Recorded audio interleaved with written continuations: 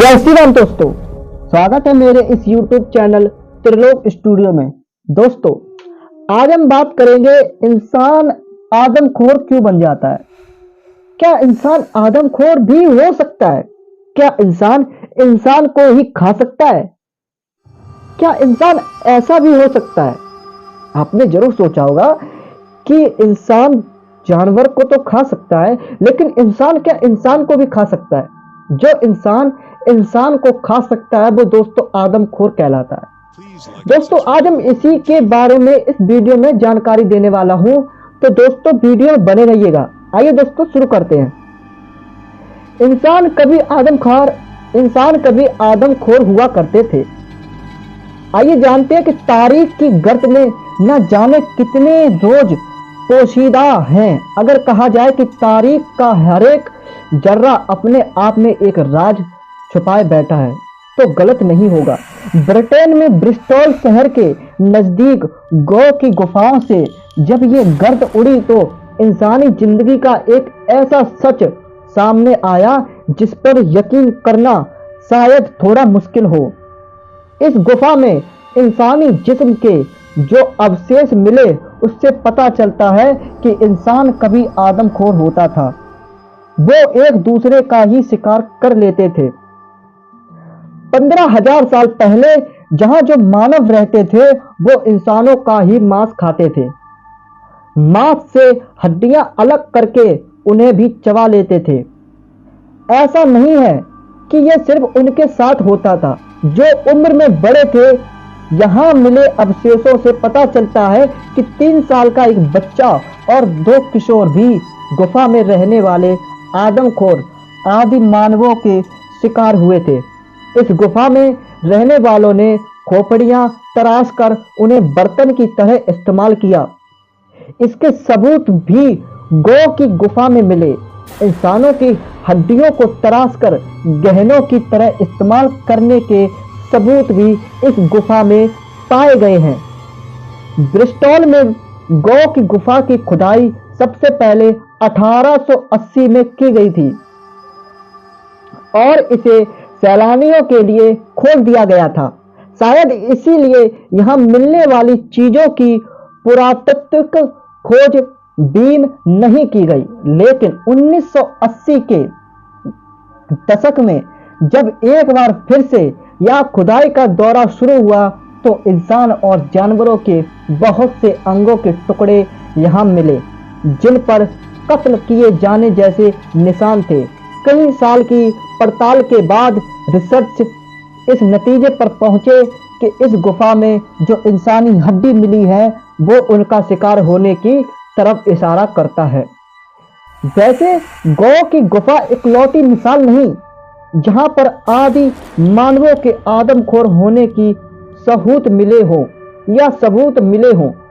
इंसान के नरभक्षी होने के सबूत निएंडरथल आदि मानव के कई ठिकानों से भी मिले हैं।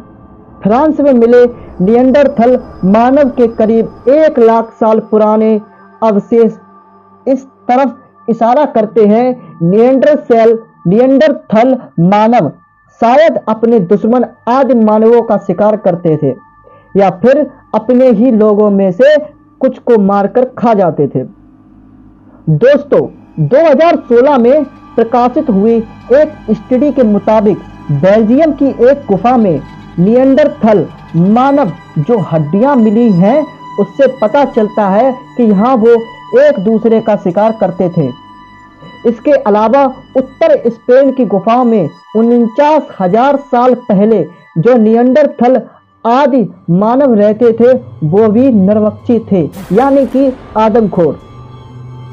दोस्तों, कैनिबलिज्म या अपनी ही नस्ल के जीव को मारकर खाना ऐसा विषय है जिसकी पड़ताल मानव वैज्ञानिकों के लिए भी आसान नहीं रही है।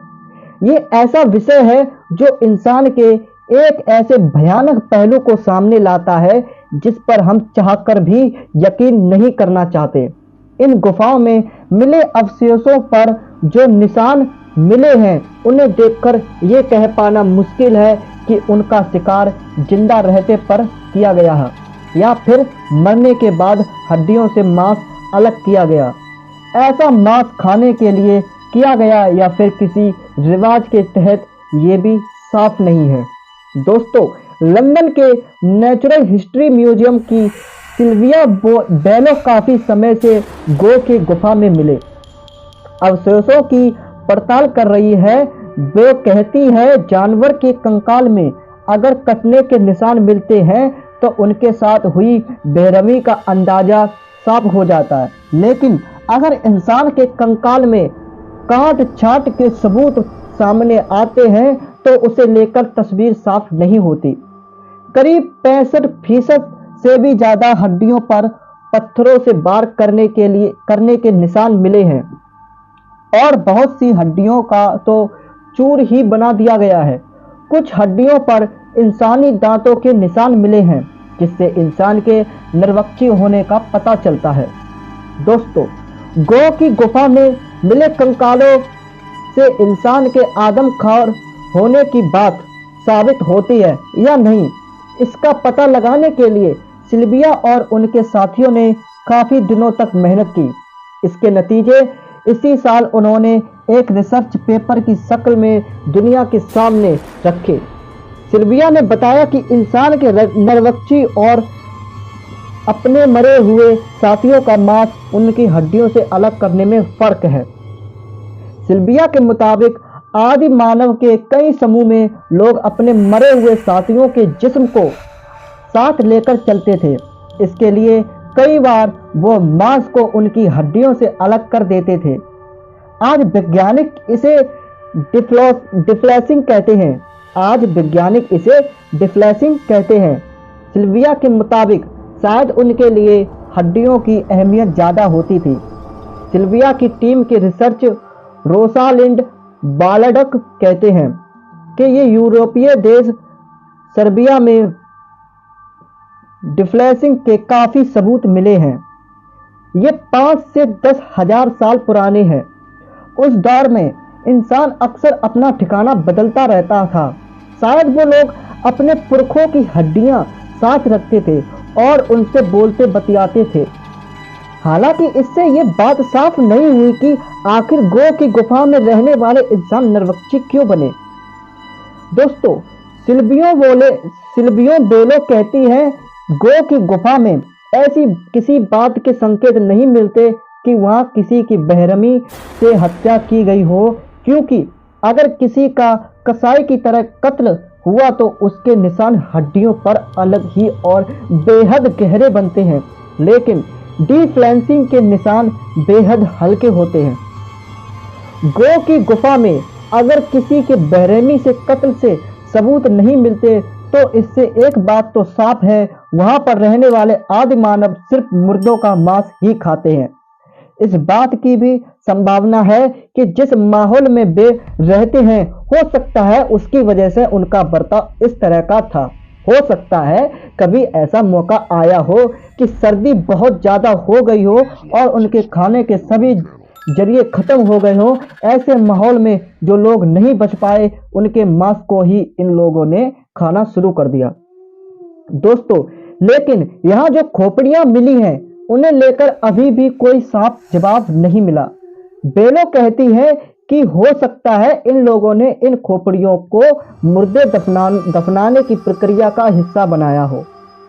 बेलो का कहना है कि अगर किसी झगड़े की वजह से इन लोगों को मारा गया होता तो उसमें वयस्कों का शिकार ज्यादा किया गया होता, लेकिन ऐसा नहीं है। इसमें बच्चों के मांस खाए जाने निशान भी मिलते हैं। लिहाजा ये कहना मुश्किल है कि ये कोई लड़ाकू इंसानों का समूह था जिनकी आपसी झगड़े में मौत हुई। हो सकता है इनकी कुदरती मौत हुई हो। ऑक्सफोर्ड यूनिवर्सिटी के प्रोफेसर रिंग सॉलिंग का कहना है कि इंसान के आदमखोर होने के बेहद कम सबूत मिलते थे। ऐसा अक्सर आपसी झगड़ों की वजह से होता था, जब जीतने वाला इंसान हारे हुए लोगों के जिस्म को नोचते खसोटते थे और उनके टुकड़े टुकड़े कर डालते थे। दोस्तों, फिर भी इस दौर में इंसान का मांस नहीं खाता था, इसलिए यह कहना मुश्किल है कि अपने पेट की आग बुझाने के लिए लोगों ने एक दूसरे का शिकार शुरू कर दिया। रिक कंसल्टिंग इस बात की संभावना देखते हैं कि हो सकता है इंसान ने संसाधनों पर कब्जा जमाने के लिए एक दूसरे को मारना शुरू किया हो। इसके सबसे हालिया सबूत करीब 9 साल पुराने हैं। अमेरिका के कोलोराडो में एक जगह पर भयंकर सूखे की वजह से इंसान नरभक्षी हो गए थे। खैर, इंसान ने एक दूसरे का शिकार क्यों शुरू किया, इस बारे में साफ तौर पर कुछ भी कहना मुश्किल है। ये बड़ी बहस का मुद्दा है, लेकिन इंसान के आदमखोर होने एक दूसरे को मारने की कोई एक वजह नहीं हो सकती।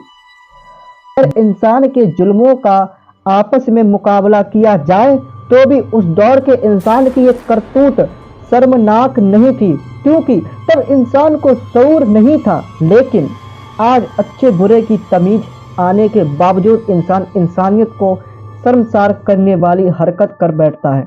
ऐसे में इंसान का नरभक्षी होना कोई बहुत चौंकाने वाली बात नहीं है। दोस्तों, ये जानकारी देने का पर्पस यही था कि क्या इंसान नरभक्षी हो सकता है। ये बहुत ही बहस करने वाली बात है, हो भी सकता है और नहीं भी हो सकता है, क्योंकि ये कलयुग है, यहाँ कुछ भी हो सकता है। दोस्तों, अगर वीडियो अच्छी लगी हो तो मेरे इस वीडियो को लाइक, शेयर और कमेंट करना ना भूलें और मेरे चैनल को सब्सक्राइब जरूर करें। धन्यवाद दोस्तों। हर हर महादेव।